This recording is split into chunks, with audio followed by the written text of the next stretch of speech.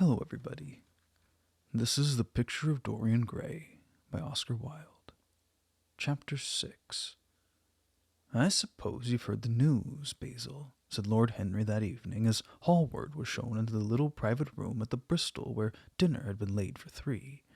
No, Harry, answered the artist, giving his hat and coat to the bowing waiter. What is it? Nothing about politics, I hope. They don't interest me. There's hardly a single person in the House of Commons worth painting, though many of them would be the better for a little whitewashing.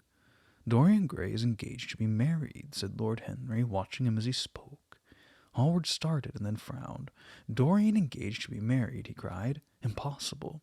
It's perfectly true. To whom? Some little actress or other. I can't believe it. Dorian's far too sensible. Dorian's far too wise not to do foolish things now and then, my dear Basil. Marriage is hardly a thing that one can do now and then, Harry. Except in America, rejoined Lord Henry languidly. But I didn't say he was married. I said he was engaged to be married. There's a great difference. I have a distinct remembrance of being married, but I have no recollection at all of being engaged. I'm inclined to think that I was never engaged. But think of Dorian's birth and position and wealth. It would be absurd for him to marry so much beneath him. If you want to make him marry this girl, tell him that, Basil. He's sure to do it then. Whenever a man does a thoroughly stupid thing, it's always from the noblest motives. I hope the girl is good, Harry. I don't want to see Dorian tied to some vile creature who might degrade his nature and ruin his intellect. Oh, she's better than good. She's beautiful, murmured Lord Henry, sipping a glass of vermouth and orange bitters. Dorian says she's beautiful, and he's not often wrong about that kind of thing. Your portrait of him has quickened his appreciation of the personal appearance of other people. It's had the excellent effect amongst others. We are to see her tonight if that boy doesn't forget his appointment. Are you serious? Quite serious, Basil. I should be miserable if I thought I should ever be more serious than I am at the present moment. But do you approve of it, Harry? Asked the painter, walking up and down the room and biting his lip. You can't approve of it, possibly. It's some silly infatuation. I never approve or disapprove of anything now. It's an absurd attitude to take towards life. You are not sent into the world to air out moral prejudices. I never take any notice of what common people say, and I never interfere with what charming people do. If a personality fascinates me, whatever mode of expression that personality selects is absolutely delightful to me. Dorian Gray falls in love with a beautiful girl who acts Juliet, and proposes to marry her. Why not? If he wedded Messalina, he would be none the less interesting. You know I'm not a champion of marriage. The real drawback to marriage is that it makes one unselfish, and unselfish people are colorless. They lack individuality. Still, there's a certain temperaments that marriage makes more complex. They retain their egotism and add to it many other egos. They are forced to have more than one life. They become more highly organized, and to be highly organized is, I should fancy, the object of man's existence. Besides, every experience is of value, and whatever one may say against marriage, it's certainly an experience. I hope that Dorian Gray will make this girl his wife, passionately adore her for 6 months, and then suddenly become fascinated by someone else. Oh, he would be a wonderful study. You don't mean a single word of that, Harry. You don't know. If Dorian Gray's life were spoiled, no one would be sorrier than yourself. You're much better than you pretend to be. Lord Henry laughed. The reason we all like to think so well of others is that we're all afraid for ourselves. The basis of optimism is sheer terror. We think that we're generous because we credit our neighbor with the possession of those virtues that are likely to be benefit to us. We praise the banker that we may overdraw our account, and find good qualities in the highwayman in the hope that he may spare our pockets. I mean everything I've said. I have the greatest contempt for optimism. As for a spoiled life, no life is spoiled but one whose growth is arrested. If you want to mar a nature, you have to merely reform it. And as for marriage, of course it'd be silly, but there are other, more interesting bonds between men and women. I will certainly encourage them. They have the charm of being fashionable. But here's Dorian himself. He'll tell you more than I can. My dear Harry, my dear Basil, you must both congratulate me, said the lad, throwing off his evening cape with its satin-lined wings and shaking each of his friends by the hand in turn. I've never been so happy. Of course it's sudden, all really delightful things are, and yet it seems to me to be the one thing I've been looking for all my life. He was flushed with excitement and pleasure, and looked extraordinarily handsome. I hope you'll always be very happy, Dorian, said Hallward, but I don't quite forgive you for not having let me know of your engagement. You let Harry know. And I don't forgive you for being late to dinner, broke in Lord Henry, putting his hand on the lad's shoulder and smiling as he spoke. Come, let us sit down and try what the new chef here is like, and then you'll tell us how it all came about. There's really not much to tell, cried Dorian as they took their seats at the small round table. What happened was simply this. After I left you yesterday evening, Harry, I dressed, had some dinner at that little Italian restaurant in Rupert Street you introduced me to, and then went down at 8 o'clock to the theatre. Sybil was playing Rosalind. Of course, the scenery was dreadful, and the Orlando absurd, but Sybil, oh, you should have seen her. When she came on in her boy's clothes, she was perfectly wonderful. She wore a moss-collared velvet jerkin with cinnamon sleeves, slim brown cross-gartered hose, a dainty little green cap with a hawk's feather caught in a jewel, and a hooded cloak lined with dull red. She never seemed to me more exquisite. She had all the delicate grace of the Tanagra figure that you have in your studio, Basil. Her hair clustered round her face with dark leaves round a pale rose. As for her acting, well, you should see her tonight. She's simply a born artist. I sat in the dingy box absolutely enthralled. I forgot that I was in London in the 19th century. I was away with my love in a forest that no man had ever seen. After the performance was over, I went behind and spoke to her. As we were sitting together, suddenly there came into her eyes a look that I'd never seen before. My lips moved towards hers. We kissed each other. I can't describe to you what I felt at that moment. It seemed to me that all my life had been narrowed to one perfect point of rose-colored joy. She trembled all over and shook like a white narcissus. Then she flung herself on her knees and kissed my hands. I feel that I should not tell you of this, but I can't help it. Of course, our engagement's a dead secret. She's not even told her own mother. I don't know what my guardian will say. Lord Radley is sure to be furious. I don't care. I shall be of age in less than a year, and then I can do what I like. I have been right, Basil, haven't I, to take my love out of poetry, to find my wife in Shakespeare's plays? Lips that Shakespeare taught to speak have whispered their secret in my ear. I have had the arms of Rosalind around me and kissed Juliet on the mouth. Yes, Dorian, I suppose you're right, said Hallward slowly. Have you seen her today? Asked Lord Henry. Dorian Gray shook her head. I left her in the forest of Arden. I shall find her in the orchard of Verona. Lord Henry sipped his champagne in a meditative manner. At what particular point did you mention the word marriage, Dorian, and what did she say in answer? Perhaps you forgot all about it. My dear Harry, I didn't treat it as a business transaction. I did not make any formal proposal. I told her that I loved her, and she said she was not worthy to be my wife. Not worthy?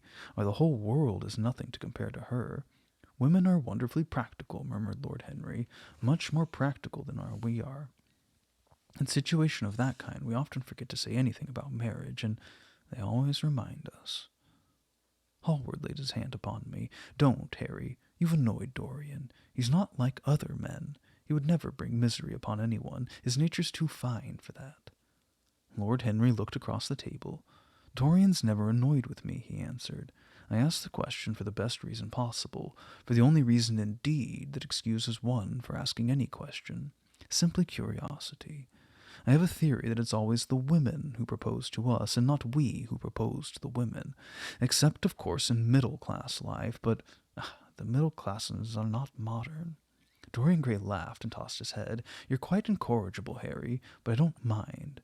It's impossible to be angry with you. When you see Sybil Vane, you will feel that the man who could wrong her would be a beast without a heart.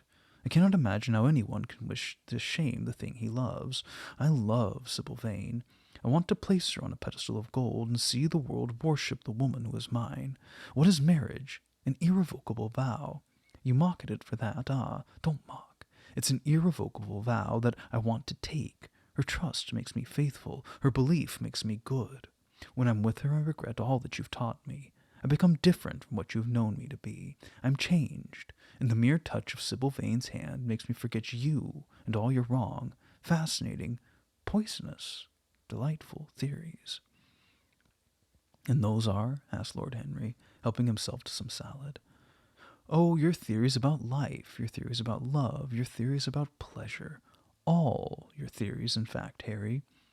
Pleasure's the only thing worth having a theory about, he answered in his slow, melodious voice. But I'm afraid I cannot claim my theory as my own. It belongs to nature, not to me. Pleasure is nature's test or sign of approval. When we are happy, we're always good. But when we are good, we're not always happy. Ah, but what do you mean by good? Cried Basil Hallward. Yes, echoed Dorian, leaning back in his chair and looking at Lord Henry over the heavy clusters of purple-lipped irises that stood in the center of the table. What do you mean by good, Harry? To be good is to be in harmony with oneself, he replied, touching the thin stem of his glass with his pale, fine-pointed fingers. Discord is to be forced to be in harmony with others. One's own life, that's the important thing. As for the lives of one's neighbors, if one wishes to be a prig or a Puritan, one can flaunt one's moral views about them, but they're not one's concern. Besides, individualism is really the higher aim. Modern morality consists in accepting the standard of one's age. I consider that for any man of culture to accept the standard of his age is a form of the grossest immorality. But surely if one lives merely for oneself, Harry, one pays a terrible price for doing so, suggested the painter. Yes, we're overcharged for everything nowadays. I should fancy that the real tragedy of the poor is that they can afford nothing but self-denial. Beautiful sins, like beautiful things, are the privilege of the rich. One has to pay in other ways but money. In what sort of ways, Basil? Oh, I should fancy in remorse, in suffering, well, in the consciousness of degradation. Lord Henry shrugged his shoulders. My dear fellow, medieval art's charming, but medieval emotions are out of date. One can use them in fiction, of course. But then the only things that one can use in fiction are the things that one has ceased to use in fact. Believe me, no civilized man ever regrets a pleasure, and no uncivilized man ever knows what a pleasure is. I know what pleasure is, cried Dorian Gray. It is to adore someone. It's certainly better than being adored, he answered, toying with some fruits. Being adored is a nuisance. Women treat us just as humanity treats its gods. They worship us, and they're always bothering us to do something for them. I should have said that whatever they ask for they have first given to us, murmured the lad gravely. They create love in our natures. They have a right to demand it back. That's quite true, Dorian, cried Hallward. Nothing is ever quite true, said Lord Henry. This is, interrupted Dorian. You must admit, Harry, that women give to men the very gold of their lives. Possibly, he sighed, but they invariably want it back in such very small change. That's the worry. Women, as some witty Frenchman once put it, inspire us with the desire to do masterpieces and prevent us from carrying them out. Harry, you're dreadful. I don't know why I like you so much. You'll always like me, Dorian, he replied. Will you have some coffee, you fellows? Waiter, bring coffee, and fine champagne, and some cigarettes. No, don't mind the cigarettes, I have some. Basil, I can't allow you to smoke cigars. You must have a cigarette. A cigarette's the perfect type of a perfect pleasure. It's exquisite, and it leaves one unsatisfied. What more can you want? Yes, Dorian, you will always be fond of me. I represent to you all the sins you never had the courage to commit. What nonsense you talk, Harry, cried the lad, taking a light from the fire-breathing silver dragon that the waiter had placed on the table. Let us go down to the theater. When Sybil comes on stage, you'll have a new ideal of life, so represent something to you that you have never known. I have known everything, said Lord Harry, with a tired look in his eyes. But I'm always ready for a new emotion. I'm afraid, however, that for me, at any rate, there's no much thing. Still, your wonderful girl may thrill me. I love acting. It's so much more real than life. Let's go. Dorian, you'll come with me. I'm sorry, Basil, but there's only room for 2 in the brougham. You must follow us in a hansom. They got up and put on their coats, sipping their coffee standing. The painter was silent and preoccupied. There was a gloom over him. He couldn't bear this marriage, and yet it seemed to him to be better than many other things that might have happened. After a few minutes they all passed downstairs. He drove off by himself, as been arranged, and watched the flashing lights in the little brougham in front of him. A strange sense of loss came over him. He felt that Dorian Gray would never again be to him all that he had been in the past. Life had come between them. His eyes darkened, and the crowded, flaring streets became blurred to his eyes. When the cab drew up at the theater, it seemed to him he'd grown years older.